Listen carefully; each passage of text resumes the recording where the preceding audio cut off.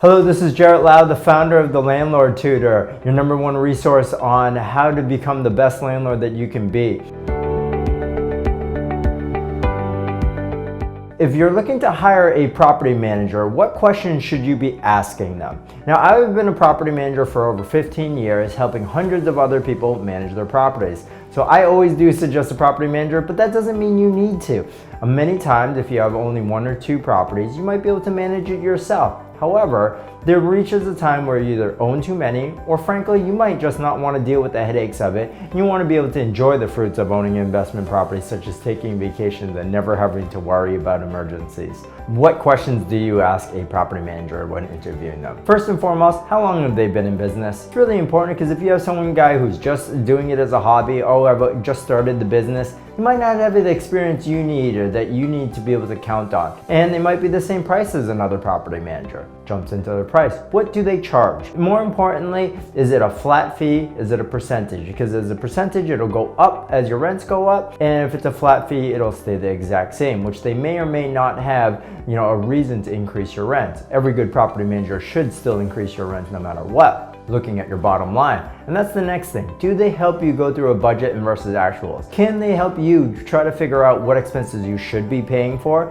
and then help you analyze those every single year to determine if you are under or over that so you can proactively solve issues and problems? In addition, what are they doing when it comes to solving problems? How are they responding to them? How can they show you that they are being accountable? Or do they track their emails? Do they track their phone calls? Even when it comes to late night maintenance, is it just an answering service? Is there anything that they can show you that, for example, in our company, we have emails and texts that we can show every step along the way of any emergency call. In addition, how will you be notified? Will you be notified by email, phone, text message, all the above? Communication is a really important thing when it comes to any type of relationship. And you want to make sure that you're very clear on how you expect to be able to be communicated and when. We're very proactive in addition to doing things like newsletters and typical communication throughout. We're going to always set a time during our year to sit down, go through each person's property. So you want to talk about financials. When do they pay you the rent? How do they collect the rent? Can they collect the rent when there's tenants that don't have bank accounts, such as certain minorities? That might be a situation that you run into depending upon where you're at. And let's talk about non-collection of rent. What is their process like? Do they actually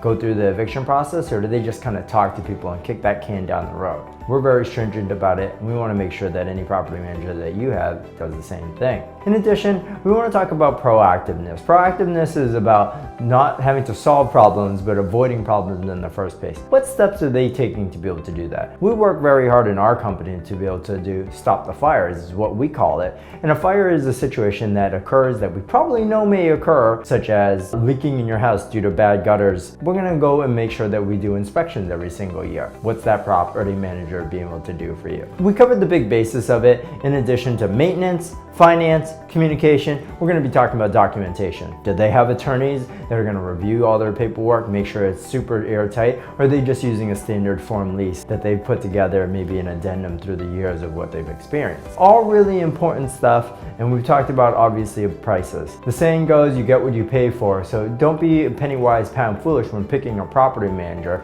Make sure that they have a track record, right? That they have experience doing what they're doing in an area in which they're doing with the type of property that you have. More importantly, have a relationship with them. If you don't feel good about it as if they're going to be your best friends, that's going to be something that you should be concerned about, because at the end of the day, they are responsible for the most important asset that you have, probably most valuable as well. And it's something that there has to be a high level of trust. And at the end of the day, that's what you need to be able to put into your property manager. And if you don't trust them on your side, that's a different thing.